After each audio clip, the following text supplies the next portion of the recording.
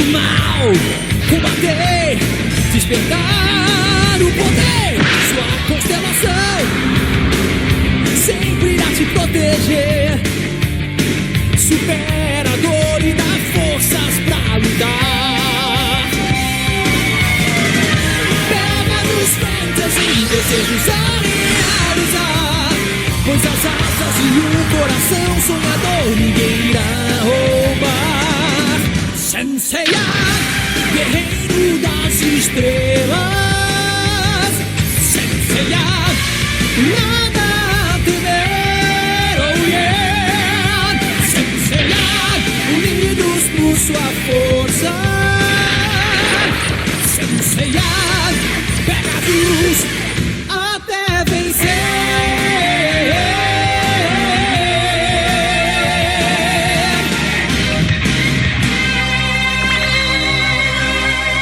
Saint Seiya, que saga! É uma história gigantesca, cheia de mitos, várias gerações, guerras que abalam o cosmos e, vamos ser sinceros, tentar acompanhar a linha do tempo de tudo isso pode dar um nó na cabeça, né? Pois bem, a ideia hoje é justamente essa, desembaraçar todos esses fios. A gente vai seguir a cronologia completa desde lá do comecinho, na Era dos Mitos, até o final apoteótico. Uma história só, do início ao fim. Bora lá!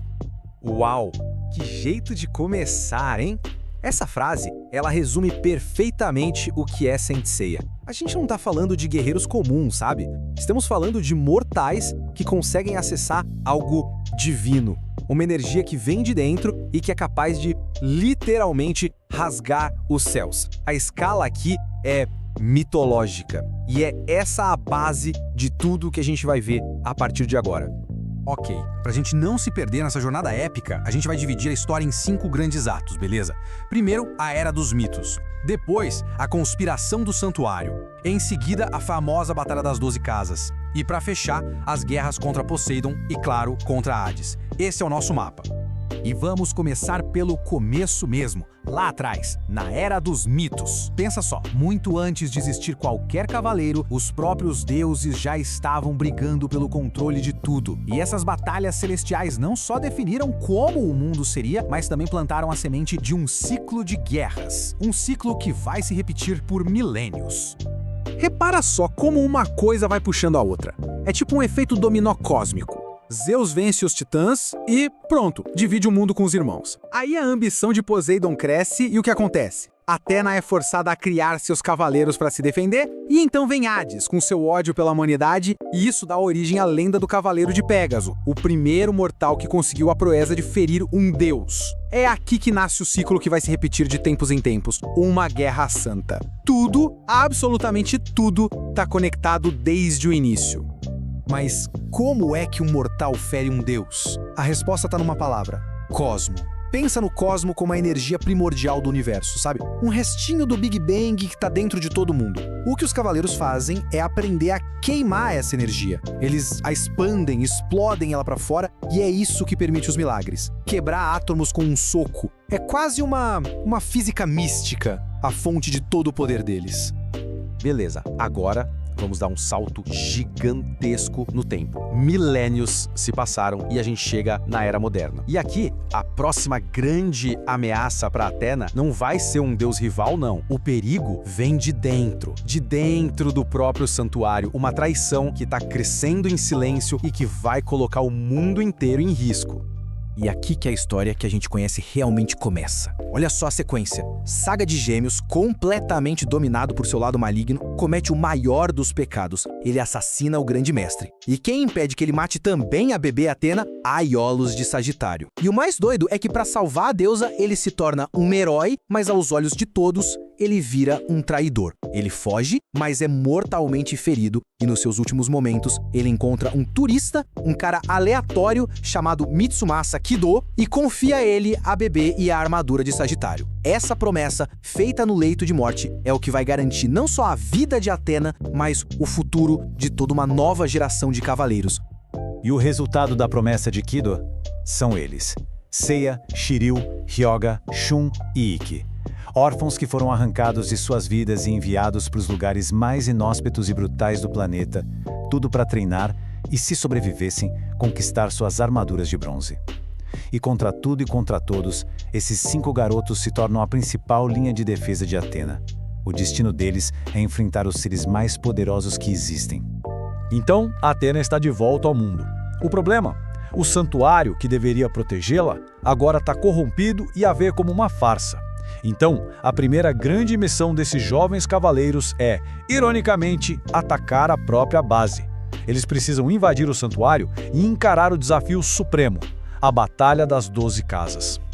E o negócio é desesperador, porque a Saori, que é a reencarnação de Atena, é atingida no peito por uma flecha de ouro. E o tempo tá correndo. Eles têm só 12 horas. 12 horas para atravessar as 12 casas do Zodíaco, enfrentar os 12 Cavaleiros de Ouro, os mais fortes de todos, e chegar até o Grande Mestre para salvar a vida dela. O relógio já tá correndo. Essa travessia pelas 12 casas é, na verdade, uma escalada de poder. Cada casa é um teste mais difícil que o outro, forçando eles a irem além de qualquer limite. Porque para ter uma chance contra um cavaleiro de ouro, não basta ser forte, é preciso despertar o 7º sentido. Isso não é só um aumento de força, é a essência do cosmo. É como entender o universo em um nível intuitivo, o que permite se mover na velocidade da luz e fazer o impossível. É a única chance deles. A única. Mal deu tempo de respirar, de restaurar a paz no santuário, e o ciclo mitológico que a gente viu lá no começo, ele volta com tudo. Poseidon, o imperador dos mares, desperta. E ele desperta no corpo de um herdeiro milionário, Julian Solo. E o plano dele, nada menos que inundar o planeta inteiro, um dilúvio para purificar a Terra. Basicamente, ele tá querendo reiniciar a primeiríssima Guerra Santa.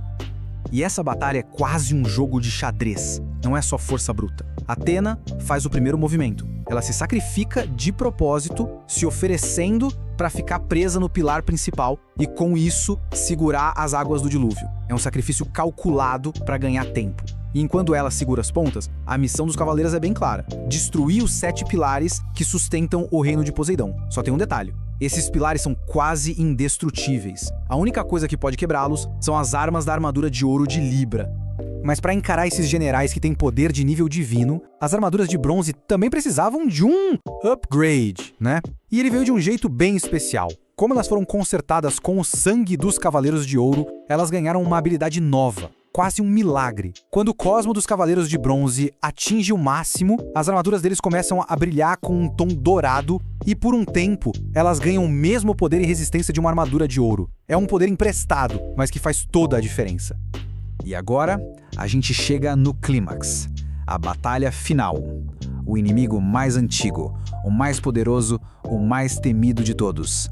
Hades, o imperador do submundo. Aquele ciclo de 243 anos se completa. O selo que o prendia se quebra e ele solta seu exército de 108 espectros. O objetivo? Mergulhar a Terra numa escuridão eterna. Essa é a Guerra Santa que estava destinada a acontecer desde o princípio. A estratégia de Atena aqui é de cair o queixo. É genial e ao mesmo tempo desesperadora. Ela sabe que não pode entrar no mundo dos mortos como uma deusa viva. Então o que ela faz? Ela se deixa ser morta, propositalmente. Assim, a alma dela pode ir até o domínio de Hades. E isso, claro, força os cavaleiros a irem atrás dela. Só que, para entrar no submundo e continuar vivo, eles precisam despertar uma coisa nova. O 8º sentido, o Arayashiki. Pensa assim, os 7 sentidos são para o mundo dos vivos. O 8º é o que permite que sua alma continue sendo você, com sua consciência e vontade, mesmo no reino dos mortos. Sem ele, você vira só mais um fantasma perdido. Lá nas profundezas do inferno, existe uma barreira final, o Muro das Lamentações. É uma muralha que dizem nunca foi atravessada por ninguém, porque a única coisa que pode destruí-la é a luz do sol. E como ter luz do sol no submundo? É aí que acontece um dos momentos mais emocionantes de toda a saga. Os espíritos dos 12 Cavaleiros de Ouro aparecem juntos uma última vez. Eles unem todo o cosmo que ainda lhes resta, sacrificando suas próprias almas para criar uma explosão de luz, uma luz tão forte quanto a do sol. Um sacrifício final para abrir caminho para a nova geração. E aqui, chegamos na evolução final, o ápice do poder.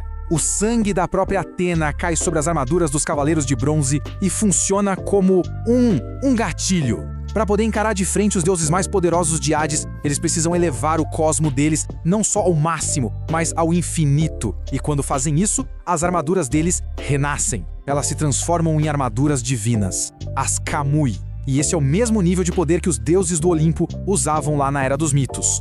Finalmente, eles chegaram no mesmo patamar dos seus inimigos. Depois de uma batalha que literalmente abalou as estruturas da realidade, Hades finalmente é derrotado. O mundo tá salvo. Mas, se tem uma coisa que Saint Seiya ensina, é que no mundo com deuses e homens, a paz nunca é pra sempre. É mais uma trégua, sabe? Uma trégua conquistada com muito sangue, suor e sacrifício. A Guerra Santa dessa geração pode ter acabado, mas a lenda sempre continua.